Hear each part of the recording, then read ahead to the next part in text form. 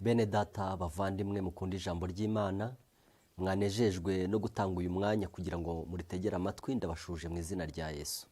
Reka mbasabe twongere dufatanirize hamwe gushima Imana, kuko iba yadukoreye ibikomeye byinshi, iba yatubereye maso aho twebwe tutareba ikaturebera.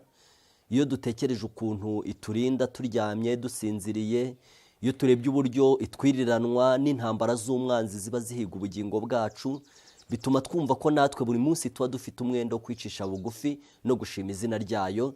Reka mbere yuko dutangira kumva ijambo ry'Imana, duhombeke amaso yacu maze dushime Imana dusenga. Mana yacu nziza, Data wa twese udukunda kandi ukiranukira kudukiza, turagushimye cyane kubw'imbabazi utugiriye zo kuturinda, zo kutwongerera iminsi yo kurama. Turagushimye yuko ufite umugambi wo kurokora ubugingo bwacu ukabukura mu mazi abira, ukadukiza umwanzi Satani uduhigira hasi kubura hejuru, amaherezo ukazanadukura mu isi ukatugeza mu bwami bwawe. Uhabwe icyubahiro. Tugushimiye uburyo bwose ukora ibishoboka byose kugira ngo umugambi wawe mwiza w'agakiza kuri twebwe ubashe gushoboka. Turagusabye ngo uturinde ko twebwe twakwibera inkomyi, uturinde ko twebwe twaba ibigwari, ahubwo udushoboze gukora ibyo udushakaho kugira ngo agakiza kacu gashoboke. Dushime izina ryawe. Turagusabye ngo kandi uduhere umugisha mu ijambo ryawe tugiye kwiga, utubere umwigisha mukuru, udusobanurire ibikwiriye byose, kandi udushoboze kumenya amabanga yose ashingiyeho agakiza kacu. Igihe uzaba ugarutse ugahamagara abakwizeye, uzaduhe kugusanganira. Tubisabye mu izina rya Yesu umwami wacu, amena. Iyo dusomye mu ijambo ry'Imana, tugiye kurebera hamwe icyigisho kivuga uko twakwakira kamere y'Imana. Mbese twakwakira kamere y'Imana dute ko tuzi yuko ibyo bintu ari ubushake bw'Imana? Cyane cyane yuko tuzi ko ijambo ry'Imana ritubwira ko Yesu yaje mu isi gufata kamere y'abantu kugira ngo abone uko abacungura. Nicyo cyatumye Yesu yemera kuvukira mu nda y'umuntu, ni ukugira ngo afate kamere y'abantu, kuko atari gucungura abantu ari muri kamere y'ubumana. Ariko nanone gufata kamere y'abantu akaducungura, akemera kuba mu isi imyaka ingana kuriya, nanone natwe bidushyiramo umwenda w'uko tugomba kwakira kamere y'Imana, kuko tugomba kuzamuka tukava ku murongo wo hasi aho icyaha cyadushyize tukajya hejuru cyane, tugasingira kamere y'Imana. Ibyo bintu ni ibintu ushobora kumva mu bwenge ukumva biraremereye cyane, ukuntu umuntu wabyawe n'umugore w'inyama n'amaraso yakwakira kamere y'Imana. Ariko nk'uko wumvaga bidashoboka ko Yesu yakwakira kamere y'abantu, uko bitumvikana ndetse bigoye ubwenge bwacu kumva ukuntu Yesu yasize icyubahiro mu ijuru akaza muri iyi si akavukira mu nda agafata kamere y'abantu, uko twumva ibyo bintu bikomeye ndetse tukumva bitakumvikana neza mu bwenge bwacu, ni nako tutumvisha ukuntu twazamuka tukava ku murongo wo hasi cyane, umurongo urimo gukiranirwa cyane, urimo kugotomera ibyaha nk'amazi, tukagera ku murongo wo gukiranuka cyane wo kwakira kamere y'Imana. Ariko ndagira ngo mbabwire bene data yuko ku bwa Yesu byose birashoboka. Ndagira ngo dusome isomo ryanditse mu gitabo cyo kubara mu gice cya 34 umurongo wa 6 n'uwa 7. Tugiye guhera ku murongo wa 5 uvuga ngo, Uwiteka amanukira muri cya gicu ahagarara nayo, nawe yivuga mu izina kari Uwiteka. Uwiteka anyura imbere ye arivuga ati, Uwiteka, Uwiteka, Imana y'ibambe n'imbabazi, itinda kurakara, ifite kugira neza kwinshi n'umurava mwinshi, igumanira abantu imbabazi, ikageza ku buzukuruza babo bibiha igihumbi, ibabarira gukiranirwa n'ibicumuro n'ibyaha, ntitsindishiriza na hato abo gutsindwa, ihora abana gukiranirwa kwa base, ikageza ku buzukuru n'abuzukuruza n'ubuvivi. Ahangaha Imana yabwiye Mose izina ryayo, imanukira imbere ye irivuga iti, Uwiteka, Uwiteka, Imana y'ibambe n'imbabazi, itinda kurakara, ifite kugira neza kwinshi n'umurava mwinshi. Ahangaha mu izina ry'Imana, icyo ni ikintu cya mbere kiribonekamo, nuko ari Imana y'imbabazi zitarondoreka, Imana y'urukundo rutagira akagero, Imana itinda kurakara ku rwego rwo hejuru cyane, Imana ibabarira gukiranirwa n'ibicumuro n'ibyaha. Ibyo bintu bikubiyemo ikintu cyitwa imbabazi z'Imana, kugira neza kwayo, urukundo rwayo. Ibyo bintu ni imwe muri kamere y'Imana yihishe mu izina ryayo. ariko iyo urimo urangiza uyu murongo wa 7, igumanira abantu imbabazi ikageza ku buzukuruza babo bibiha igihumbi, ibabarira gukiranirwa n'ibicumuro n'ibyaha, ntitsindishiriza na hato abo gutsindwa. Iri zina ririmo ibintu bibiri bikomeye. Ikintu cya mbere ni uko rigaragaza imbabazi z'Imana. Ikintu cya kabiri, iri zina rigaragaza ubutabera bw'Imana bushobora gutuma idatorera ku byerekeranye n'icyaha, bishobora gutuma idafata umunyabyaha ivuge ko ari umukiranutsi, idashobora gutsindishiriza na hato umuntu wo gutsindwa. Ndagira ngo mbabwire bene data bashiki banjye, ibi bintu bibiri byihariwe n'Imana ku rwego rwo hejuru cyane, ariko mu buryo bwo kuzamuka tukagera ku murongo w'Imana, natwe ibi bintu bibiri Imana irifuza kubishyira muri twebwe. Hari ikintu kimwe tugiye gusesengura cyane cyane ko kidakunda kwitabwaho n'abantu, ikintu cyitwa ubutabera bw'Imana, ikintu cyitwa uburyo Imana yanga icyaha, uburyo Imana idashobora kucyihanganira, kandi kutakihanganira kwayo nabyo biri mu biduhesheje umugisha uyu munsi. Uwiteka rero ni Imana y'ibambe n'imbabazi nyinshi, tinda kurakara, ifite kugira neza kwinshi. Rwose ku byerekeranye n'urukundo rw'Imana, abantu benshi bumva babyemera neza ko Imana ari inyarukundo, ariko nanone bumva batazi ukuntu ibyo bintu bishobora guhuzwa no kuba Imana nanone idashobora kwihanganira icyaha. Bakibaza batese ibyo bintu byaba mu muntu umwe gute? Nyine aho niho Imana ibera Imana, niho itandukaniye n'abantu.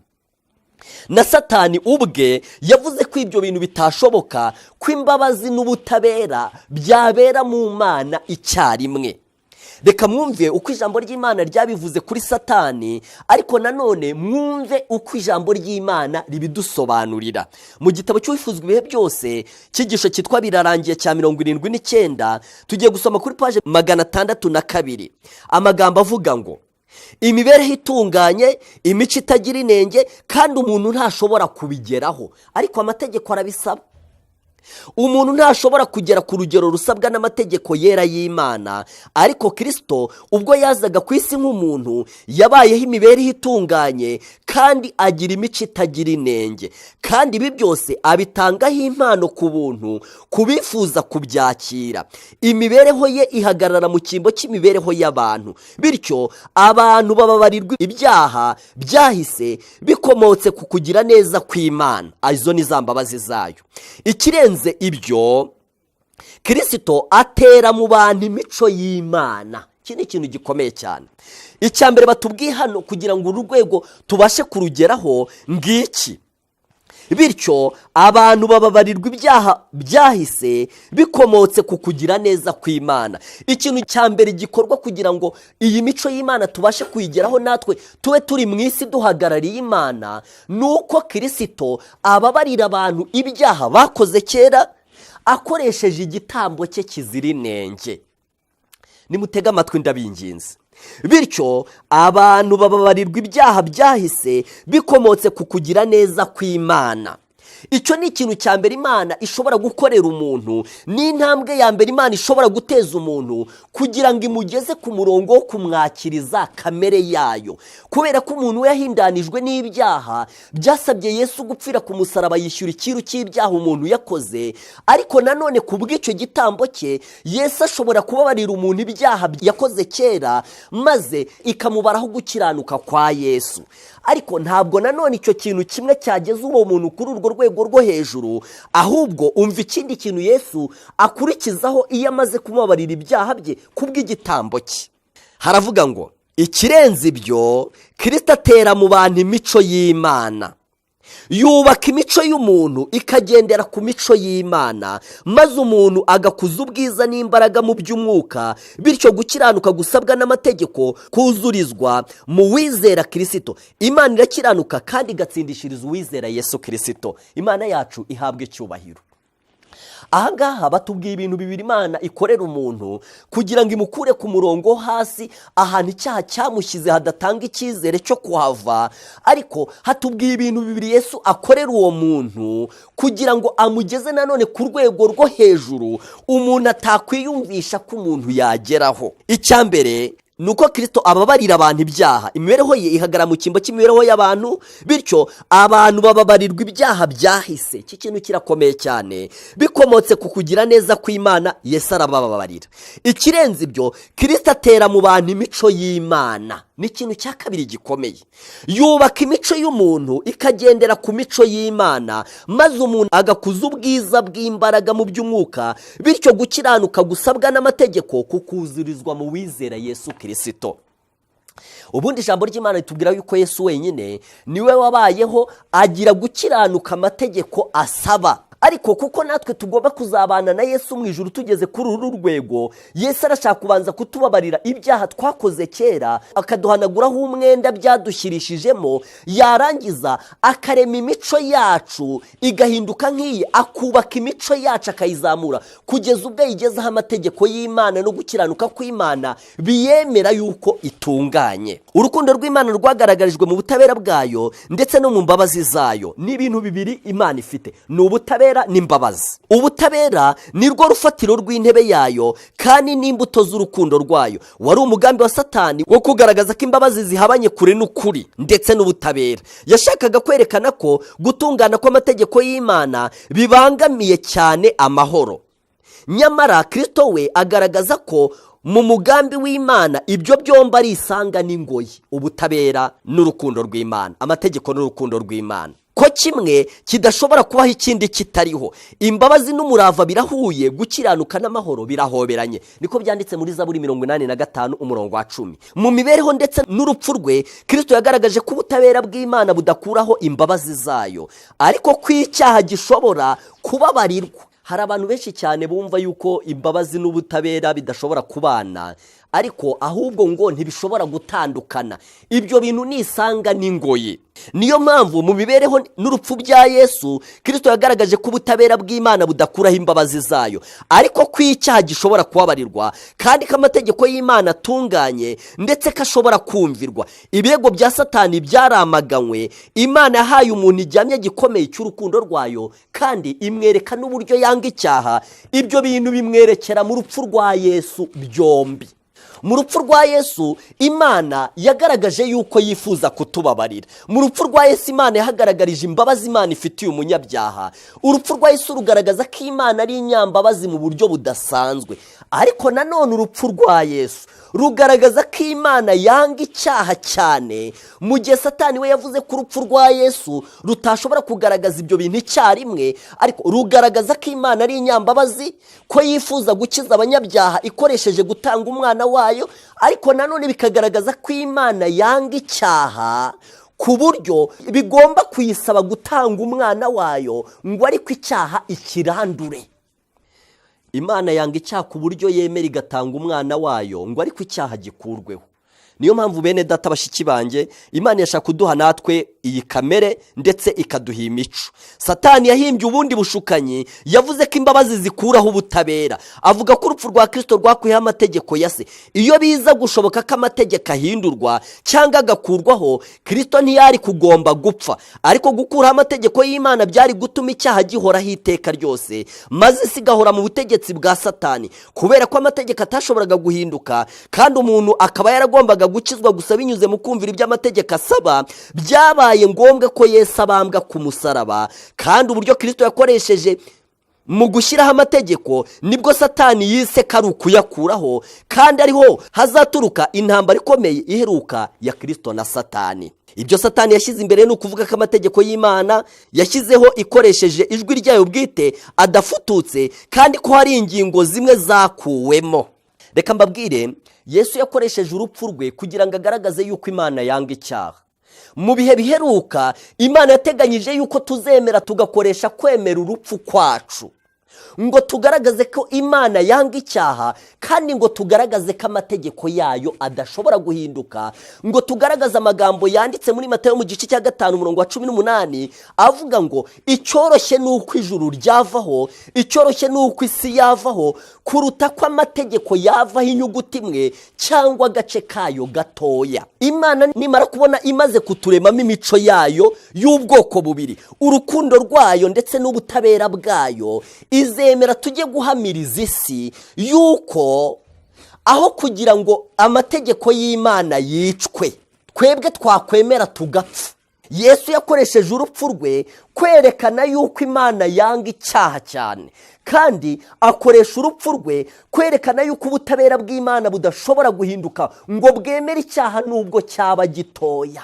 Natwe Imana izakuza imico yacu mu byo gukiranuka, itugeze ahantu aho kugira ngo icyaha gikorwe tube twahitamo kwemera gupfa nka Yesu.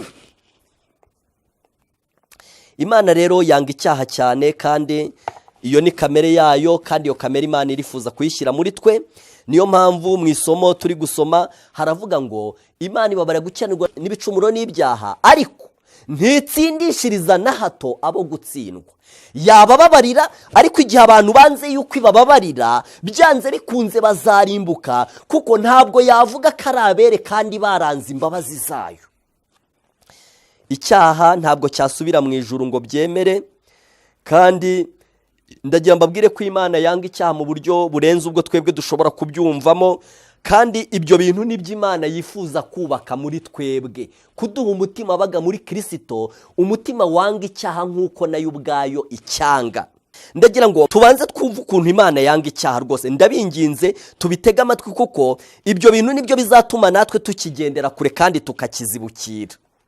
Tubanze twiyumvishe mu buryo bwuzuye uburyo Imana yanga icyaha mu rwego rwo hejuru cyane. Iyo dusomye mu gitabo cy'Ifuzwa ibihe byose, ni ku cyigisho kivuga Karuvari, paje 593, haranditse ngo umwami w'icyubahiro yari hafi gupfa, kandi yari inshungu y'abatuye isi. Muri uko gutanga ubugingo bwe bw'igiciro cyinshi, Kristo ntiyaboneka nk'ufite umunezero wo gutsinda, ahubwo yari afite mu maso huzuye agahinda n'umubabaro. Ntabwo ibyo yabitewe no kugira ubwoba bwo gupfa, ntabwo kubabazwa no gukozwa isoni ku musaraba ari byo byamuteye agahinda gasaze.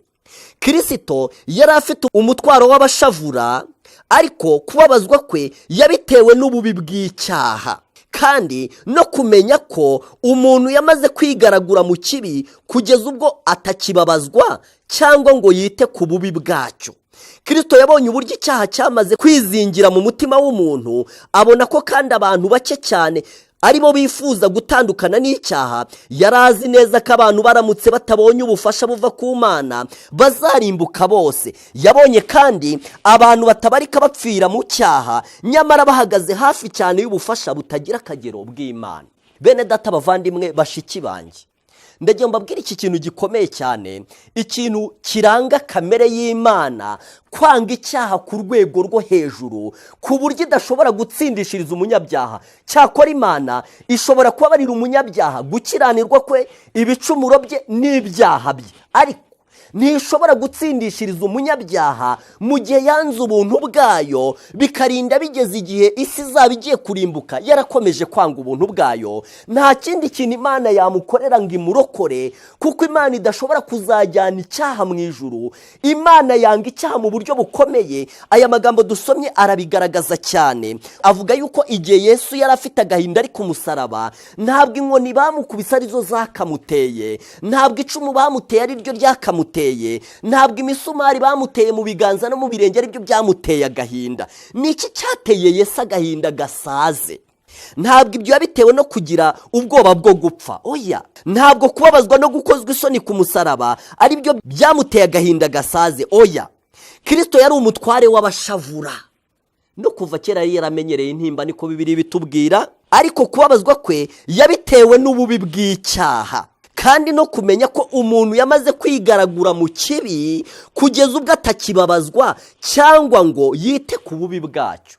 Reka mbabwire, buriya kubera ko Yesu abazi iki icyaha gitwara umuntu we, twebwe kubera ko tutazi icyaha icyo kidutwara, kuko tutazi kugikora umwenda kidushyirishaho, kuko tutazi uburyo kidushyiraho ibizinga bitazapfa kutuvaho, niyo mpamvu tugikinisha. Niyo mpamvu umuntu anagikora kumva nta kintu abaye, ndetse akibaza tubuse mbaye iki ko ngikoze. ariko Yesu we uzi ikiguzi kizasabwa kugira ngo icyaha gihanagurwe ku muntu. Yesu we uzi uburyo uwo mwenda umuntu azawuvamo bimugoye kandi bimusabye imbaraga. Igihe Yesu yari ari ku musaraba n'igihe yari i Getsemani yagize agahinda kadatewe n'inkoni akubitwa, kadatewe n'amahwa bamwambika, gatewe no kumenya icyaha ububi bwacyo n'uburemere bwacyo, gatewe no kubona uburyo isi yose yigaraguye mu cyaha kugeza ubwo kandi abantu bababazwa nacyo ari bake cyane. Ibyo bintu we ahita ajya mu cyimbo cy'abantu, abonye ikintu ibyo bintu bizabakoraho biramushengura mu mutima cyane. Abantu bamubonye bagira ngo arimo ararizwa n'inkoni bamukubise, ariko arimo arizwa n'abo bantu. Ni nk'uko yabonye abantu cya gihe baririraga Lazaro ngo nawe babona ararize, bagira ngo arimo araririra Lazaro nk'uko nabo bamuririra, ariko ngo amaso ye yari amenenganye areba uburyo abo bantu barimo barira bakunda icyaha kandi kizabarimbuza. Maze Yesu wabonaga ibintu neza ajya mu mwanya w'abo bantu maze we ararira. Mbese mujya mwitegereza igihe Yesu yarebaga Yerusalemu akareba akaga kagiye kuzayibaho muri 70, akareba uburyo ku iherezo ry'isi abantu bose bazarimbuka, akareba uburyo bazaba batagifite icyiru cy'icyaha, akareba uburyo banze kumwakira kandi ari we wakibakiza, maze akareba ikiguzi bizabasaba n'urupfu rw'agashinyaguro bazapfa, bakabona araturitse aririye Yerusalemu. Ku musaraba Yesu ibintu byamubayeho birakomeye cyane, kuko biravuga ngo Kristo yari umutware w'abashavura, ariko kubabazwa kwe yabitewe n'ububi bw'icyaha. Umva ikintu cyateye Yesu kubabazwa, ni ububi bw'icyaha kandi no kumenya ko umuntu yamaze kwigaragura mu kibi kugeza ubwo atakibabazwa nacyo cyangwa ngo yite ku bubi bwacyo. Kristo yabonye uburyo icyaha cyamaze kwizingira mu mutima w'umuntu, abona kandi ko ari abantu bake cyane bifuza gutandukana n'icyaha. Biratangaje cyane urebye ukuntu abantu baba bakinira iruhande rw'icyaha, urebye ukuntu baba barimo bagikinisha, baba bameze nk'umuntu ukinira hejuru y'umwobo w'inzoka. Yesu azi icyaha icyo ari cyo, kubera ko we yikoreye ibyaha by'abatuye mu isi mu cyimbo cy'abantu, arimo ashaka ko abantu bazakira kuzabyiyikorerera. Niyo mpamvu yabonye umuntu urimo guhitamo kuziyikorerera ibyaha bye, azi ko yabyikoreye bikamuturitsa umutima, Yesu aramubabarira cyane akongera kumuririra nk'uko yaririye Yerusalemu. Kristo yabonye uburyo icyaha cyamaze kwizingira mu mutima w'umuntu, abona kandi ko abantu bake cyane aribo bifuza gutandukana n'icyaha. Yarazi neza ko abantu baramutse batabonye ubufasha buva ku Mana bazarimbuka bose. Yabonye kandi abantu batabarika bapfira mu cyaha, nyamara bahagaze hafi cyane y'ubufasha butagira akagero bw'Imana. Bene data bashiki banjye, isomo rivuga ngo Imana ibabarira gukiranirwa n'ibicumuro n'ibyaha. Nta cyaha nubwo cyaba gitukura nk'umuhembe Imana itababarira, ariko iryo somo risoza rivuga ngo ariko Imana ntishobora gutsindishiriza uwo gutsindwa. Imana ntishobora kuzihanganira umunyabyaha wanze gutandukana n'icyaha. Niyo mpamvu ububi bw'icyaha ari ahantu hamwe ashobora kubutwereka, ni ku musaraba.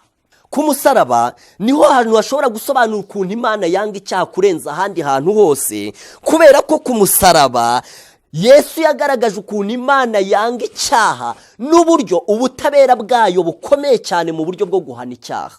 Baranditse ngo ibicumuro by'abakomotse kuri Adamu bose byari biremereye umutima we, uburakari Imana iterwa n'icyaha no kugaragaza kutishimira ibicumuro byayo byose byatsikamiye umutima w'umwana w'Imana. Uburakari Imana iterwa n'icyaha no kugaragaza kutakihanganira. Satani n'ibishuko bye byashegesha umutima wa Yesu. Yesu ntiyashoboraga kurenza amaso ngo arebe hanze y'imva. Ntabwo yari afite ibyiringiro byo kuzava mu mva ari umuneshi, ndetse ntiyari azi neza niba se wo mu ijuru yari bwemera igitambo cye. Yagize ubwoba bwinshi kuko yatekereje ko Imana yanga icyaha cyane ku buryo gutandukana n'Imana kwe kwaba uko ibihe byose. Reka mbabwire, Yesu ngo atekereje ukuntu Imana yanga icyaha. Yesu atekereza uburyo Imana ku cyaha ari umuriro ukongora. Yumva icyaha kiramuremereye cyane, atari ikibazo cy'inkoni. nimuzasoma muri iki cyigisho ndi kubasomeraho amagambo ari kuri paje y'inyuma, muzabona uburyo igihe Yesu wari ari ku musaraba umwijima warabuditse ubwira kabiri buraza, ariko hashize umwanya umwijima uratamuruka, ariko ngo usigara ku musaraba bonyine. Ngo umwijima wasigaye ku musaraba wari umwijima ukabije cyane ku buryo nta jisho ry'umuntu ryashoboraga kuwumena ngo rirebe Yesu aho abambye ku musaraba. Ngo muri icyo gihe umwijima wari usigaraye ku musaraba, ngo Yesu yari arimo yiranguza umujinya w'Imana uri mu gikombe cy'umujinya wayo, umujinya Imana ifitiye icyaha. Yesu yavuze ikintu gikomeye. Satani n'ibishuko bye byashegesha umutima wa Yesu. Yesu ntiyashoboraga kurenza amaso ngo arebe hanze y'imva. Ntabwo yari afite ibyiringiro byo kuzava mu mva ari umuneshi, ndetse ntiyari azi neza niba se wo mu ijuru yari kwemera igitambo cye. Yagize ubwoba bwinshi kuko yatekereje ko Imana yanga icyaha cyane. Imana izagera ubwo iduha umutima wanga icyaha, kugeza ubwo aho gukora icyaha kimwe ngo twice rimwe mu mategeko 10 y'Imana, twafata icyemezo nk'icyo Yesu yafashe, aho kugira ngo areke icyaha yaremeye arapfa. Natwe tuzemera dupfe nitumara kugira uyu mutima waga muri Yesu, umutima wanga icyaha nk'uko nawe yacyangaga. Bene data bashiki banjye, iki kintu cyo kwanga icyaha ndumva nshaka ko tucyumva neza, kubera yuko nzi ko abantu benshi cyane icyaha bagifata nk'akantu bakinisha. Abantu benshi cyane icyaha bagifata nk'ikintu umuntu ari bukore, yarangiza yajya kuryama nijoro akavuga amagambo atatu ati Imana mbabarira, maze agahita avuga ati buriya Imana yambabariye niko yabisezeranye. Icyaha ni kibi cyane. Icyo kizinga iyo kigiye ku mwenda wawe kugira ngo kizameswe kiwuveho birakomeye. Uwo mwenda iyo ukugiyeho wo kwica rimwe mu mategeko y'Imana ugakora icyaha, ndagira ngo nkubwire ko uwo mwenda uzagusaba imbaraga zirenze kuvuga amagambo avuga ngo Mana mbabarira. Ndibuze kubabwira inzira Imana inyuzamo kugira ngo itere umuntu kugira umutima wanga icyaha kandi kimukize. Muri buze gusanga ari inzira ikomeye cyane. Mbere yuko tureba iby'iyo nzira, ndagira ngo nongere mbasomere amagambo make agaragaza uburyo Imana yanga icyaha. Ngiye gusoma amagambo ari kuri paje 60 avuga ngo Yesu yangaga ikintu kimwe mu isi, icyo kintu ni icyaha. Burya niyo mpamvu yageragejwe uburyo bwose ntakora icyaha. Niyo mpamvu Yesu yabaye mu isi imyaka irenga 30, agahura n'ibishuko byinshi birenze iby'umwana w'umuntu wese wavukiye ku isi yahuye nabyo. Ariko Bibiliya iravuga ngo yageragejwe uburyo bwose nkatwe, ariko ntiyakora icyaha. Niyo mpamvu Imana igomba gutera inkunga kamere yacu yangijwe n'icyaha ikayizahura. Igomba kubanza kutubabarira ibyaha twakoze, bityo ikabiduhariye umwenda twari turimo, yarangiza ikajya ku ruhayi rwo gushaka uburyo itera inkunga kamere yacu yazahajwe n'icyaha. Imana ikayitera inkunga kugeza ubwo ibasha kwiganzura icyaha. Ijambo ry'Imana tubwira ngo Yesu yangaga ikintu kimwe mu isi, icyo kintu ni icyaha. Ntiyashoboraga kubona igikorwa kibi ngo cye kumutera agahinda ngo bishoboke ko yakwiyumanganya.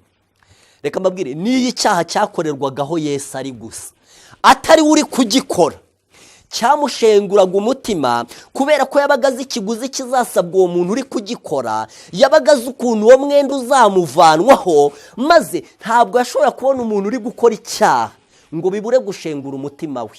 Ntiyashoboraga kubona igikorwa kibi ngo cye kumutera agahinda ngo bishoboke ko yakwiyumanganya. Hagati ye n'abiyita ko bubahirizaga amategeko, ari bo biyerurutsaga by'inyuma bagahisha ko bakunda icyaha, hamwe n'umucyo wamurangaga w'ishyanga ryo guhesha Imana icyubahiro akabirutisha ibindi byose, itandukaniro ryahitaga ryigaragaza mu buryo budashidikanywaho. Kubera ko imibereho ya Yesu yacyahaga ikibi, yarwanijwe nabi wabo hamwe n'abo hanze. Kutihugiraho kwe no guhora akurikiza amategeko bahoraga babinegura. Kwihangana kwe n'ubuntu yagiraga byiswe ko ari ubugwari. Mbese tuzagira uyu mutima ryari? Mu Bafilipi mu gice cya 2 umurongo wa 5 handitse ngo mugire wa mutima baga muri Yesu. Ndagira ngo mbabwire, nk'uko Yesu yenze kamere y'abantu kugira ngo abacungure, niko bigomba kuzasaba abantu bose kwenda kamere y'Imana kugira ngo bazajye mu ijuru. nta muntu ushobora kuzajya mu ijuru adafite kamere y'Imana. Umuntu agomba kuzajya mu ijuru yanga icyaha nk'uko Imana icyanga, ku buryo kucyanga kwe bigomba kumugeza ku rwego aho gukora icyaha kimwe yakwemera agahitamo gupfa. Kandi ku musozo w'uru rugendo rwa gikristo twatangiye, ngiki kintu kizasoza uru rugendo rwacu ni uguhitamo gupfa nk'uko Yesu yabihisemo, aho kugira ngo itegeko rimwe ribashe kwicwa. Mbese mwumvise ikintu kimwe Yesu yangaga ku isi? Yesu yangaga ikintu kimwe ku isi, kandi icyo kintu ni icyaha. Ntiyashoboraga kubona igikorwa kibi ngo cye kumutera agahinda ngo bishoboke ko yakwiyumanganya. Hagati ye n'abiyitaga ko bubahiriza amategeko ari bo biyerurutsaga by'inyuma bagahisha ko bakunda icyaha, hamwe n'umucyo wamurangaga w'ishyaka ryo guhesha Imana icyubahiro akabirutisha ibindi byose, itandukaniro ryahitaga ryigaragaza mu buryo budashidikanywaho, kubera ko imibereho ye yacyahaga ikibi. Yarwanijwe nabi wabo hamwe n'abo hanze, kubera ko imibereho yarwanyaga ikibi. Yesu, reka mbabwire, birababaje cyane yuko Yesu yangaga icyaha kuri urwego, twebwe tukaba dukunda icyaha ku rwego rungana n'urwo Yesu yacyangagaho. Urwego Yesu yangagaho icyaha rwo hejuru cyane nirwo rwego abatuye mu isi bakundaho icyaha rwo hejuru cyane, kandi abo bantu nibo bavuga ko bashaka kuzajya kubana n'Imana. Reka mbabwire, kugira ngo babane n'Imana birasaba ikintu kimwe, ni ukubanza gupfa hakaboneka undi muntu mushyashya utandukanye n'uwari uriho. Hakaboneka umuntu wanga icyaha, hakaboneka umuntu udashobora no kucyegera. Imana iradushakira ikintu gikomeye, ndabizi neza ko ari izadutera inkunga kugira ngo tukigereho. Nabibasomeye ngo kubw'igitambo cya Yesu atubabarira ibyaha twakoze, yarangiza agahita atangira umurimo wo kuzahura kamere yacu yashyizwe munsi y'icyaha, icyaha kikaba kidukandagiyeho, akayigeza ku rwego yiganzura icyaha ikakijya hejuru. Mbega ukuntu mu Mana habamo imbaraga z'akaburarugero, mbega ukuntu ibintu tutakwiyumvisha ko byashoboka Imana ishobora kubishoborera mu muntu nkanjye, mu muntu nkawe. Bene data, Imana ivuga yuko twebwe dukunda icyaha. Uyu munsi ndabizi ko abantu baba bari mu madini ni iturufu babonye yo guhisha ko bakunda icyaha. Imyenda bambara rwose abantu bose babareba bati dore abakiranutsi, ni iturufu abantu babonye yo guhisha ko bakunda icyaha. Abafarisayo bajyaga bagera mu iteraniro bakavuza ikondera, maze abantu bahindukira bagahita bapfukama bagasenga ngo bahishe ko bakunda icyaha. Umutima ukunda icyaha ntabwo wazabana n'Imana ku rwego yanga icyaha ku rwego rwo hejuru. Ijambo ry'Imana ridushinja ko dukunda icyaha kandi ko tudashobora kuzajya mu ijuru tugikunda.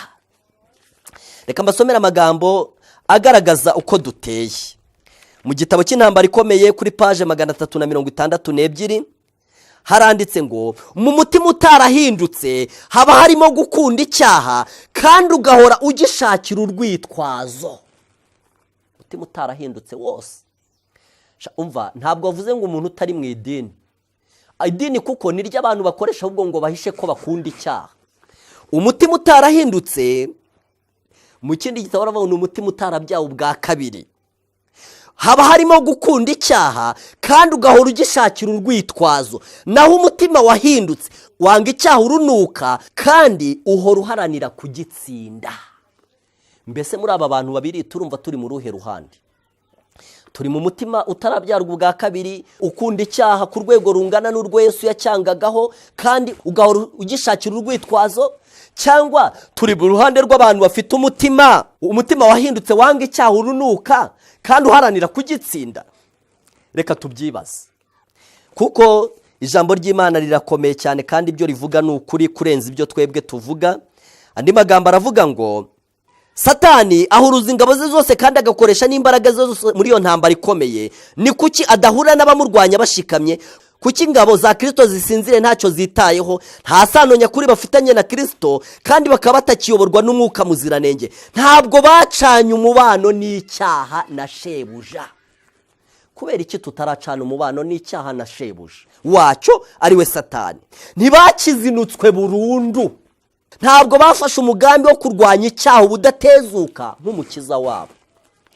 Yesu yarwanyije icyaha kugeza ubwo ubuzima bwe atigeze akora icyaha nubwo cyaba kimwe, nta gicumuro cyamubonetseho ndetse nta n'uburiganya bwabonetse mu kanwa ke, kubera urwego yangagaho icyaha gusa, kandi urwo rwego nirwo Imana natwe ishaka kutugezaho. Imana ishobora gukora iti ibyo bintu? Mbese ibyo bintu Imana yabikora iti? Ni gute Imana yadukura ku murongo icyaha cyadukandagiriye munsi y'ibirenge byacyo, maze ikatuzamura ikatugeza ku rwego twanga icyaha kugeza ubwo duharanira kugitsinda? Ni gute Imana yatuzamura ikatugeza ku rwego twanga icyaha kugeza ubwo ducana umubano na shebuja wacyo ari we Satani? Mbese ibyo bintu Imana yabikora ite? Ni gute twatsinda icyaha? Ntabwo bafashe umugambi wo kurwanya icyaha ubudatezuka nk'umukiza wabo. Ni gute Imana yatuzahura ikatugeza ku rwego turwanya icyaha nk'umukiza wacu kandi tukakinesha? Imana yatubwiye amagambo yanditse mu Itangiriro mu gice cya 3 umurongo wa 15, amagambo akomeye cyane. Itangiriro igice cya 3 umurongo wa 15, hari amagambo avuga ngo, nzashyira urwango hagati yawe n'uyu mugore no hagati y'urubyaro rwawe n'urwe, ruzagukomeretsa umutwe nawe uzarukomeretsa agatsinsino. Aya magambo avuga ubuhanuzi bwagomba gusohora mu buryo Yesu ari we wari uhagarariye umugore, no mu buryo Satani ari wari uri mu mwanya w'inzoka, uburyo hagomba gucibwa isano yari iri hagati ya Satani na Yesu, ndetse no hagati ya Satani n'abayoboke ba Yesu. Aya magambo avuga ngo nzashyira urwango hagati yawe n'uyu mugore, avuga ko Imana izashyira urwango hagati yacu n'icyaha. Ni nayo mpamvu aya magambo nsomye mu ntambara ikomeye ari ku cyigisho gifite umutwe uvuga ngo urwango hagati y'umuntu na Satani. Ni urwango hagati y'umuntu n'icyaha. Itangiriro igice cya 3 umurongo wa 15 aravuga ngo nzashyira urwango hagati yawe n'uyu mugore. Imana ni ishobora kurema urwo rwango rwo gutuma twanga icyaha, kandi Imana mu kururema ibikoresha inzira itunyuzamo yo kutuzinura icyaha. Iyo dusomye mu butumwa bwiza bwa Yesu bwanditswe na Matayo igice cya 5 umurongo wa 4, hari amagambo y'ingenzi cyane Imana igiye kudusobanurira kugira ngo turebe uburyo Imana inyuzamo ituzinura icyaha, kugeza ubwo tugeza kuri uriya mutambiko wo hejuru wo kugeraho gukora icyaha twahitamo gupfa. Mu butumwa bwiza bwa Yesu bwanditswe na Matayo mu gice cya 5 umurongo wa 4 haranditse ngo, hahirwa abashavura kuko aribo bazahozwa. Hahirwa abashavura kuko aribo bazahozwa. Ngiye kubasomera ubusobanuro bw'iri somo mwumve inzira Imana inyuzamo gushyira urwango hagati yacu n'icyaha. Hahirwa abashavura kuko aribo bazahozwa. Amagambo ngiye gusoma, ngiye kuyasoma mu gitabo cyitwa Abahirwa ni bande, igitabo kirimo icyigisho Yesu yigishirije ku musozi w'umugisha, kuri page yacyo ya 12. Hahirwa abashavura kuko aribo bazahozwa. Amagambo ngiye gusoma aravuga ngo, uwo Kristo agiriye imbabazi abanza gutuma babazwa n'ibyaha bye, maze akaba ari umurimo w'umwuka wera kumwemeza icyaha. Abantu bafite imitima yamaze kwemezwa n'umwuka w'Imana babona ko ari nta cyiza bagira muri bo, babona yuko ibyo bigeze gukora byose bivanze n'inarijye n'icyaha, bahagarara kure nka wa mukoresha w'ikoro, ntibatinyuke no kureba hejuru, bagataka bati, Mana mbabarira kuko ndi umunyabyaha. Yesu kugira ngo ashyire urwango hagati yacu n'Imana abanza kutugirira neza yo gutuma tubabazwa n'ibyaha, mu buryo bwo kumurikira imitima yacu akadusobanurira iki cyaha kizadukoraho nk'uko Imana itubibona, maze tukumva icyaha ari kibi kandi tukakizinukwa, maze tukababazwa n'ibyaha twakoze, tugaterwa agahinda nuko twishe amategeko y'Imana, maze tukaza tukajya imbere y'Imana tukikubita mu gituza nka wa mukoresha w'ikoro, tukabwira Imana tuti, Mana tubabarire kuko turi abanyabyaha, maze Imana ikadukorera cya kintu yatubwiye cyo kuduhanaguraho umwenda w'ibyaha twakoze mbere, kugira ngo biheshe uburenganzira bwo gutangira kuzahura kamere yacu ngo iyikure munsi y'ubutegetsi bw'icyaha iyigeze hejuru y'ububasha bwacyo, maze ibituremyemo umutima wayo nk'uko isezerano ryayo riri. Rero uwo Kristo agira imbabazi abanza gutuma babazwa n'icyaha cye. Ngiki kintu kibanza kugira ngo Imana itugeze kuri uriya murongo wo hejuru wo kudutandukanya n'icyaha no kudutera kukizinukwa. Ikintu cya mbere Uwiteka akora ni ugututera kubabazwa nacyo, kandi n'aya magambo aravuga ngo uwo Kristo agiriye imbabazi abanza gutuma, iyi ni intambwe ya mbere, abanza gutuma babazwa n'ibyaha bye, maze akaba ari umurimo w'umwuka wera kumwemeza icyaha. Abantu bafite imitima bamaze kwemezwa n'umwuka w'Imana babona ko ari nta cyiza bagira muri bo, babona yuko ibyo bigeze gukora byose bivanze n'inarijye n'icyaha. Bahagarara kure nka wa mukoresha w'ikoro, ntibatinyuke no kureba hejuru, bagataka bati Mana mbabarira kuko ndi umunyabyaha. Iki kintu niyo ntambwe ya mbere Imana iteza umuntu ishaka gushyira urwango hagati ye n'icyaha. Niyo ntambwe ya mbere Imana iteza umuntu ishaka kugira ngo imubabarire kandi ibone uko itangira kumuhindura. Abanza gutuma ababazwa n'icyaha cye. Nanone ayo magambo yanavuzweho mu gitabo nanone cy'uwifuzwa ibihe byose kuri paje 232 avuga ngo akenshi tubabazwa n'uko ibi dukora bitugiraho ingaruka mbi, nyamara uko si ukwihana. Kubabazwa n'icyaha by'ukuri bituruka ku murimo wa Mwuka Muziranenge. Mwuka ashyira ahagaragara ubuhemu bw'umutima wasuzuguye kandi ukababaza Umukiza, maze akadutera kubabarira munsi y'umusaraba. Buri cyaha gikozwe cyongera gukomeretsa Kristo. Nuko rero iyo twitegereje uwo twakomerekeje, dushavuzwa n'ibyaha byatumye agerwaho n'intimba, mwene iryo shavu rizadutera kuzinukwa icyaha.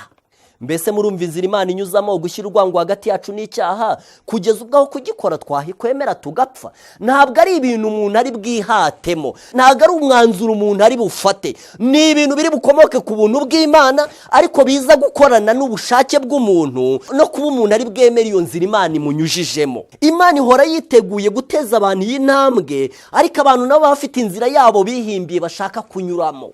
Isomo rivuga ngo hahirwa abashavura risobanura iki? Riravuga ngo akenshi tubabazwa n'uko ibi bidukora bitugiraho ingaruka. Hari abantu benshi bateye gutyo kandi ubwo barayobye. Nyamara uko si ukwihana. Kubabazwa n'icyaha by'ukuri bituruka ku murimo wa Mwuka Muziranenge. Mwuka ashyira ahagaragara ubuhemu bw'umutima wasuzuguye kandi ukababaza Umukiza, maze akadutera kubabarira munsi y'umusaraba. Buri gikorwa cyose cyongera gukomeretsa Kristo. Nuko rero iyo twitegereje uwo twakomerekeje, dushavuzwa n'ibyaha byatumye agerwaho n'intimba, mwene iryo shavu rizadutera kuzinukwa icyaha. Ngibyo ibintu bitera kuzinukwa icyaha, ni ugusobanurirwa n'Imana mu buryo bwayo bw'umwuka wera ubujyacyaha bwawe.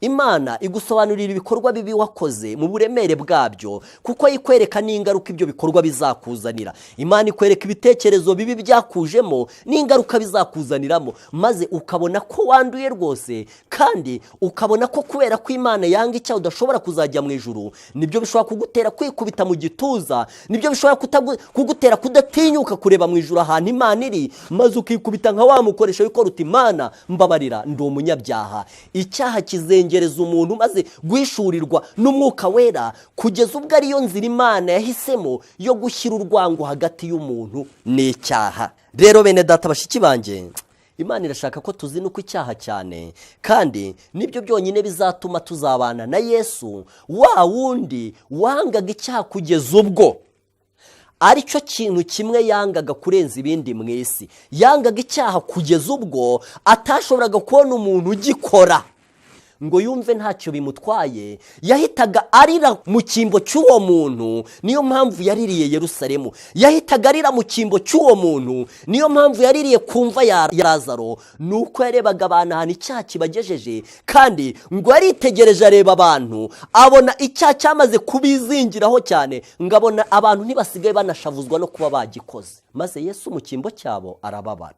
Rero umutima wabaga muri Kristo Yesu turawukeneye cyane, kandi Imana iwubaka muri twebwe ikoresheje inzira itunyuzamo ibirimo iwubaka. Imana ibirimo iwubaka. Ndagira mbabwire yuko gukira icyaha nicyo kintu navuga gikomeye mu bintu bishobora kuba ku isi. Nimuzasoma mu butumwa bwiza bwa Yesu bwanditswe na Matayo mu gice cya 16, hari umutwe w'amagambo uvuga ngo Yesu yima abayuda ikimenyetso. Matayo igice cya 16. Abafarisayo n'abasadukayo baraza bamusaba ngo abereke ikimenyetso kivuye mu ijuru kugira ngo bamugerageze. Arabasubiza ati, iyo bugorobye muravuga muti hazaboneka umucyo kuko ijuru ritukura, na mu gitondo muti haraba umuvumbi kuko ijuru ritukura kandi ryirabura. Muzi kugenzura ijuru uko risa, ariko munanirwa kugenzura ibimenyetso by'ibihe. Abantu b'iki gihe kibi bishimira ubusambanyi, bashaka ikimenyetso, ariko ntacyo bazahabwa keretse icya Yona. Yesu yima abayuda ikimenyetso. Aya magambo tumaze gusoma, ngo baraje baramubwira bati twereke ikimenyetso kigaragaza ko wavuye ku Mana. Ngo ariko Yesu arababwira ngo nta kimenyetso muzabona. Mbese aya magambo avuga ko Yesu yimye abayuda ikimenyetso ni ukuki yakibimye, cyangwa se koko yarakibimye? Reka twibaze, mbese koko yarakibimye? Niba yarakibimye ni ukuki yakibimye? Reka mwumve iki ijambo ry'Imana ribivugaho. Mu gitabo cyitwifuzwe byose ku cyigisho cya 44 cyitwa ikimenyetso nyakuri, haranditse ngo iyo ubutumwa bwiza buvuzwe mu gihe cyacu, hari benshi bavuga nk'abayuda bati twereke ikimenyetso dukorera igitangaza. Mbese ibi bintu bireze? Yego. Kandi ibi bintu nibyo abantu basigaye basuzumira abantu ko ari abantu b'Imana, nibyo basigaye basuzumiraho abantu ko bakijijwe. Ariko ngiye kukubwira ikintu Imana yavuze gishobora kugaragaza ko umuntu ari umuntu w'Imana kimwe gusa. Baravuga bati iyo ubutumwa bwiza buvuzwe mu gihe cyacu, hari benshi bavuga nk'abayuda bati twereke ikimenyetso dukorera igitangaza. Yesu nta gitangaza yakoze ubwo abafarisayo babimusabaga, nta gitangaza yakoreye mu butayu ubwo Satani yamugeragezaga. Ntabwo aduha imbaraga kugira ngo dukore ibyo kwiyerekana ko turi intungane, cyangwa ngo asubize ibibazo byacu bishingiye ku bwibone no kutizera. Nyamara ubutumwa bwiza ntibubura kwerekana ikimenyetso bukomora mu ijuru. Umva amagambo nashakaga. Mbese ntibyaba igitangaza turamutse duciye ingoyi ya Satani? Igihe bamubwiraga bati twereke ikimenyetso, ni nk'aho bamubwiye bati humura impumyi turebe, ni nk'aho bamubwiye bati hagurutse ikirema turebe. Ariko kuko Yesu yarazi ko ibyo bintu biteze kubona bita igitangaza biciriritse cyane, kuko Yesu yarazi ko ari iby'agaciro gakeya, nicyo gituma byatumye avuga igitangaza nyakuri icyo ari cyo. Mbese ntibyaba igitangaza turamutse duciye ingoyi ya Satani? Kwanga umwanzi Satani ntabwo bisanzwe mu mutima w'umuntu, ahubwo abantu bakunda icyaha kandi bagishakira impamvu. Niyo mpamvu Imana ivuga ngo nzashyira urwango hagati yawe n'uyu mugore. Kwanga Satani ntabwo bisanzwe mu mutima w'umuntu, tubihabwa kubw'ubuntu bw'Imana. Kwanga umwanzi Satani tubihabwa kubw'ubuntu bw'Imana. Iyo wari usanzwe ayoborwa n'imitekerereze iyobye kandi igoramye, aciye ingoyi akiyegurira guhamagara guturutse mu ijuru, igitangaza kiraboneka. Kandi niko bimera iyo umuntu wabaswe n'imitekerereze yo guhaba asobanukiwe n'ukuri kuboneka mu byanditswe. Iyo umutima uhindutse ukiyegurira urukundo rw'Imana kandi ugakurikiza amategeko yayo, amasezerano y'Imana aruzura. Nzabaha n'umutima mushya, mbashyiremo umwuka mushya, nzabakuramo umutima ukomeye nk'ibuye, mbashyiremo umutima woroshye. Urumva ko amasezerano y'Imana aruzura, ariyo yo kuduha umutima wanga icyaha. Guhinduka k'umutima, guhinduka kw'ingeso ni igitangaza kigaragaza umukiza uhora ashaka gukiza imitima y'abantu. Imibereho ishinze imizi muri Kristo yanga icyaha ni igitangaza. Reka mbabwire, guhinduka k'umutima, guhinduka kw'imico nicyo kintu mu ijuru bita igitangaza. Mu gihe mu isi ibyo bita igitangaza ni ukubona ikirema cyahagurutse. Ariko icyatumye Yesu adatinda ko icyo gitangaza bamusabaga, yari azi ko kizahaguruka kandi kikazasoza kirimbutse. Ariko Yesu yifuza gukorera abo bose bamuri imbere igitangaza gikomeye cyo kubatera kunesha icyaha, cyo kubatera kukiganzura, cyo gusoza isezerano ryo kubaremamo umutima mushya no kubaha umutima ufitanye urwango n'icyaha. Niyo mpamvu bene data bashiki banjye, Imana iraturarika cyane. Imana idutegerejeho ibintu bikomeye cyane byo kugira umutima wanga icyaha. Kandi Imana umurimo wo kugira ngo bigerweho izabe wikorera, kereka twebwe nitubera inkomyi umurimo wayo. Naho ubundi Imana iriteguye, ibyangombwa byose yarabiteganyije. Ibyo byangombwa ni igitambo cya Yesu ubwe. Ibyo byangombwa ni umurimo Yesu adukorera mu ijuru mu buturo bwera, nibyo bitugeza kuri uru rwego rwo kunesha icyaha no kugicikaho. Mu gitabo cy'intambara ikomeye kuri paje 360 haranditse ngo umuntu wese wanga icyaha mu cyimbo cyo kugikunda, umuntu wese urwanya kandi agatsinda ibishuko bigosa umutima we aba yerekana ko amabwiriza y'ijuru akorera mu mutima we. Uwo muntu aba yarabyawe ubwa kabiri, atabyawe n'imbuto ibora ahubwo abyawe n'imbuto itabora. Uwo muntu Imana iba yaramusoreje isezerano, iba yaramuhaye umutima wari muri Kristo Yesu. Uwo muntu aba yarakiriye kamere y'Imana kugira ngo izamubashishe kujya mu ijuru. Aba yarakoze icyo Yesu yakoze cyo kuza kwakira kamere y'abantu kugira ngo abone uko abacungura, nawe aba yarakiriye kamere y'Imana kugira ngo azabone uko ajya mu ijuru. Umuntu wese udakunda icyaha ahubwo mu cyimbo cyacyo akakirwanya, aba agaragaza ko amahame yo mu ijuru yanditse mu mutima we, aba agaragaza yuko umutima wabaga muri Kristo uri muri we, aba agaragaza ko yasoreye n'isezerano ivuga ngo nzabanyanyagizaho amazi meza maze muzatungana, mbakuremo imyanda yanyu yose n'ibigirwamana byanyu byose, nzabaha n'umutima mushya kugira ngo ntume mugendera mu mategeko yanjye, mugakomeza amateka yanjye mukayasohoza. Mbese bene data bashiki banjye, Imana mu rugendo rwacu twaba tugezehe? Imana irimo ikora uyu murimo mu mitima yacu. Mbese tugezehe? Ndagira mbabwire yuko iyo turebye muri Bibiliya tubona ingero zidutangaza cyane. Mbese mujya musoma mu gitabo cya Daniyeli mu gice cya 3 ngo murebe iby'umuntu bita abasore batatu bangaga icyaha kugeza ubwo wabonaga rwose bageze ku cyanga nk'uko Yesu yacyangaga. Abo basore batatu bari abantu nkatwe. Wenda nshobora kuvuga Yesu mukavuga muti Yesu ni umwana w'Imana, Yesu yavuye mu ijuru. Reka mbabwire abasore batatu bo mu kibaya cya Dura banditse muri Daniyeli mu gice cya 3. Iyo dusomye ku murongo wa 16 n'uwa 17 hari amagambo avuga ngo Saduraka na Meshaki na Obedenego basubiza umwami bati, Nebukadineza, nta mpamvu ituma tugusubiza iryo jambo. Niba ari ibyo, Imana yacu dukorera ibasha kudukiza mu itanura ry'umuriro ugurumana, kandi izadukiza ukuboko kwawe Nyagasani. Ariko naho itadukiza Nyagasani, umenye ko tutari bukorera Imana zawe habe no kuramya igishushanyo cy'izahabu wakoze. Mbese murumva ukuntu uyu musore yangaga icyaha? Murumva ukuntu aho kugikora bahitagamo kwemera gupfa kugeza ubwo avuga ati nubwo itadukiza ntabwo turi buramye icyo gishushanyo, ahubwo turemera dupfe. Muzasoma no mu Itangiriro mu gice cya 39 ku murongo wa 7 kugeza uwa 9, igihe muka Potifaro yashakaga yuko Yozefu basambana, Yozefu yashubije muka Potifaro ngo nabashante, natinyuka nte, nagerageza ne gukora icyaha gisa gityo ngacumura ku Mana. Mbega abantu bangaga icyaha nk'uko Yesu acyanga, mbega abantu bari baramaze kwakira umutima wa Yesu bwe, mbega abantu bari barageze ku kintu Imana natwe uyu munsi duhamagarira. Reka mbasomera amagambo yanditse mu gitabo cy'abahanuzi n'abami ku cyigisho kiri kuri page 260. Amagambo avuga ngo umwami yategetse ko abantu bazanwa imbere ye, maze bahagaze arababaza ati, mbese ni koko ntimusenga imana zanjye kandi ntimuramye igishushanyo cy'izahabu nahagaritse?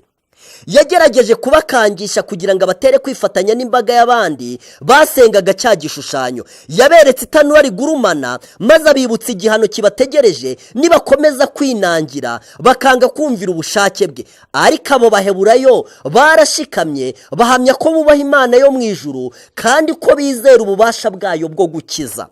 Abantu bose bari basobanukiye ko igikorwa cyo kunamira igishushanyo ari igikorwa cyo kuramya Imana. Imana yonyine niyo abo baheburayo bashoboraga guha icyubahiro. Ibikangisho by'umwami byafashe ubusa. Umwami ntiyashoboraga guteshura abo bagabo kukubaha umutegetsi w'isi n'ijuru kwabo. Uhereye ku mateka y'abasekuruza babo, bari barize ko gusuzugura Imana bibyara gusuzugurika, ibyago ndetse n'urupfu, kandi ko kubaha Uwiteka ari ryo tangiriro ry'ubwenge ndetse n'ishingiro ryo kugubwa neza nyakuri kose. Bitegereje itanura ry'umuriro batuje, maze baravuga bati, Nebukadinezari, nta mpamvu ituma tugusubiza iryo jambo. Niba ari ibyo, Imana yacu dukorera ibasha kudukiza mu itanura ry'umuriro ugurumana, kandi izadukiza ukuboko kwawe Nyagasani. Ukwizera kwabo kwakomejwe ubwo bavugaga ko Imana irahabwa ikuzo kubwo kubarokora, maze kubw'ibyiringiro byo kunesha bikomotse ku kwiringira Imana kutajegajega, bongeraho bati, ariko naho itadukiza Nyagasani, umenye ko tutari bukorera Imana zawe habe no kuramya igishushanyo cy'izahabu wakoze. Niyo mpamvu mbararika cyane kugira ngo twongere twinginga Imana cyane, tuyibwire ukuntu icyaha cyatwangije, tuyibwire ahantu kitugejeje, tuyibwire ko dufite n'indi ngorane yihariye, ko n'uburemere bwacyo tutabwumva, tuyibwire ko tutumva ububi bwacyo, ko ariyo mpamvu idutera gukinira uruhande rwacyo, ko ariyo mpamvu idutera kugikora, tukumva turi buvuge amagambo 3 nijoro, maze ngo tukumva umutwaro wacyo ukidukuweho. Bene data bashiki banjye, ndabasabye mutakambira Imana cyane kugira ngo byibura iduteze intambwe yo kumva ububi bw'icyaha, iduteze intambwe yo kumva urwango icyaha gifitanye na Yesu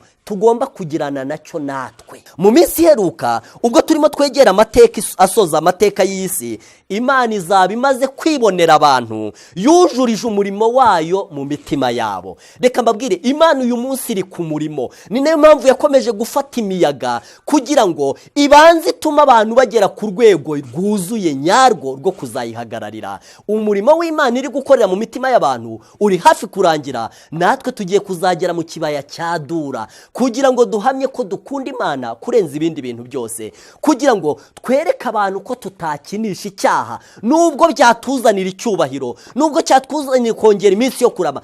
Twereke abatuye mu isi yuko icyaha dufitanye urwango rukomeye, kandi ko Imana ariyo yadutegetse kucyanga. Ni ibiki bigiye kuzabaho mu gihe tugeze ku musozo w'isi, mu gihe Imana izaba irangije umurimo iri gukora mu bwoko bwayo? Ngiye gusoma amagambo yanditse kuri paji ya 262 ibintu bigiye kuzabaho. Hari ibyigisho by'ingenzi twakwigira ku byabaye ku basore b'Abaheburayo mu kibaya cya Dura muri iki gihe cyacu. Nubwo nta kibi bazaba bakoze, benshi mu bagaragu b'Imana bazatangwa mu moko y'abantu buzuye ishyari n'ubugome mu by'idini, bakoreshwa na Satani kugira ngo bakozwe isoni kandi bahohoterwe. By'umwihariko umujinya w'abantu uzahagurukira bubahiriza isabato yo mu itegeko rya 4, kandi amaherezo ku isi hazacibwa iteka rirwanya bene abo, ribacira urwo gupfa. Igihe cy'amakuba kiri imbere y'ubwoko bw'Imana kizasaba kugira ukwizera kutadohoka. Abana bayo bagomba kugaragaza ko ariyo baramya yonyine, kandi ko nta kintu na kimwe gifite agaciro ndetse n'ubuzima bwabo ubwabwo gishobora kubashora na gato mu kuramya kutari ukukuri. Ku mutima w'indahemuka ku Mana, amategeko y'abantu b'abanyabyaha kandi bagira iherezo azahinduka ubusa imbere y'ijambo ry'Imana ihoraho.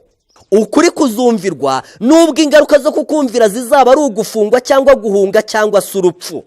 Nk'uko byagenze mu gihe cya Shadarake na Mishake na Abedinego, niko no mu gihe giheruka cy'amateka y'isi Uwiteka azagira icyo akorera bikomeye abahagararira ukuri bashikamye. Uwagendanye n'abasore b'Abaheburayo mu itanura ry'umuriro azabana n'abayoboke be aho bazaba ari hose. Kubana nabo kwe kuzabahumuriza kandi kubakomeze. Hagati mu gihe cy'amakuba, amakuba atarigeze kubaho uhereye amahanga yabereyeho, abo Uwiteka yitoranije bazahagara batanyeganyezwa. Satani n'ingabo z'ikibi zose ntizishobora kurimbura umunyantege nke hanyuma y'abandi uwo mubera b'Imana. Abamarayika bahebuje mu mbaraga bazabarinda, kandi Uwiteka azabagaragarira ari Imana isumba ibigirwamana, ishobora gukiza rwose abayiringiye. Mbese ko tugiye kugera mu kibaya cya Dura, tuzaba twarageze ku rwego rwo kunesha icyaha? Mbese umurimo w'Imana ko waba urimo ugera ku musozo, kuko Imana iri ku murimo wo guca icyaha mu mitima y'abantu, wo gushyira urwango hagati yacu n'icyaha? Mbese uwo murimo urimo uragera ku musozo? Ndimo nanjye ndegera umusozo w'icyigisho, ariko ndimo ndavuga ibihe tugiye kwinjiramo n'uburyo tuzabihagararamo, kuko Imana yarangije umurimo mu mutima wacu wo kunesha icyaha muri twe. Ngiye gusoma amagambo ari kuri paje 602 na 603 mu wifuzwa ibihe byose.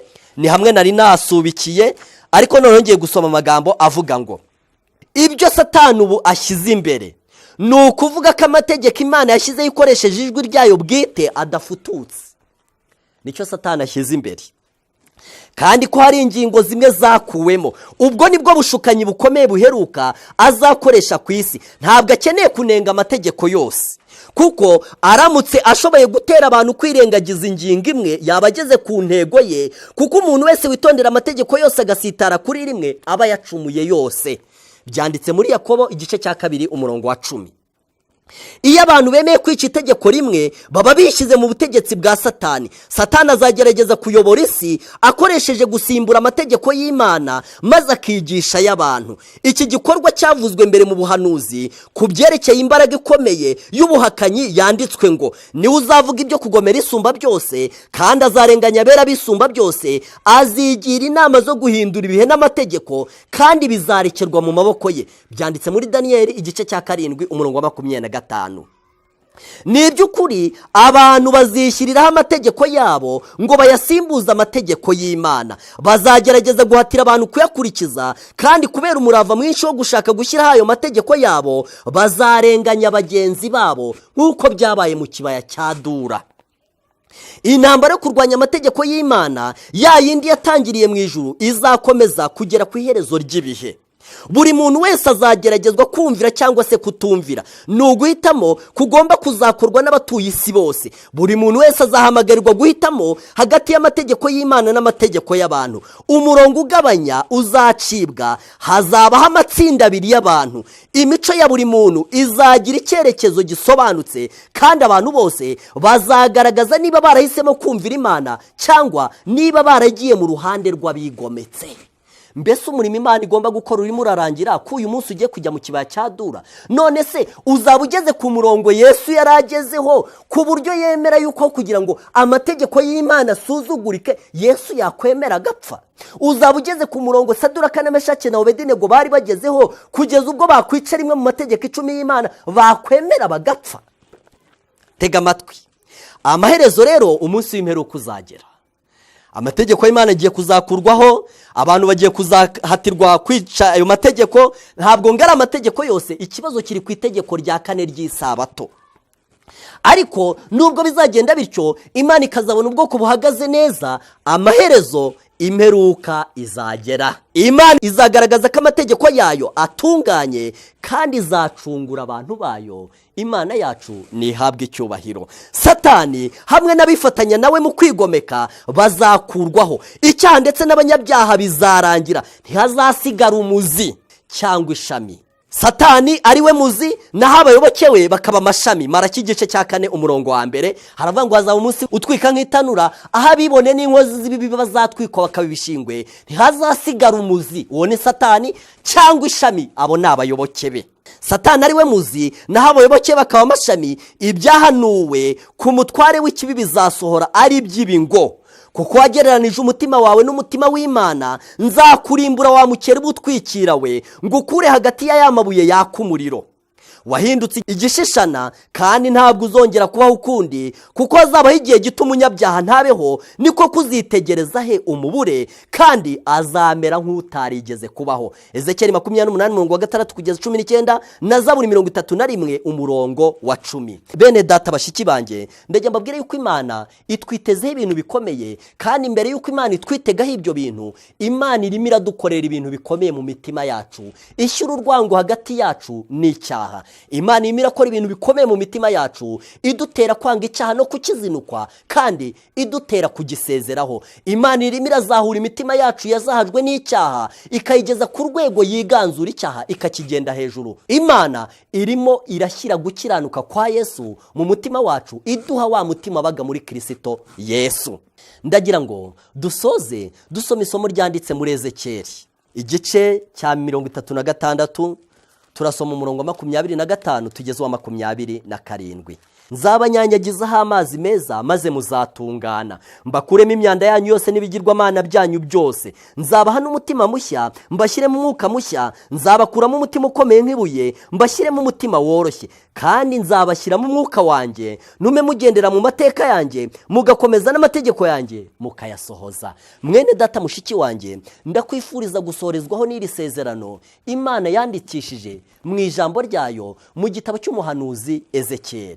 Ndagira ngo nkubwire ko Imana iri ku murimo. Yesu yigeze abwira abantu ati data arakora nanjye ndakora. Imana iri ku murimo wo gusohoza ibi bintu mu mitima yacu kugira ngo tube dukiranutse nk'uko data wo mu ijuru akiranuka.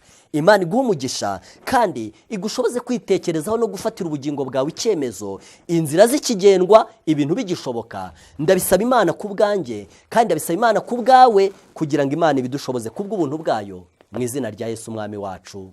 amena. Reka twicishe bugufi maze dusenge.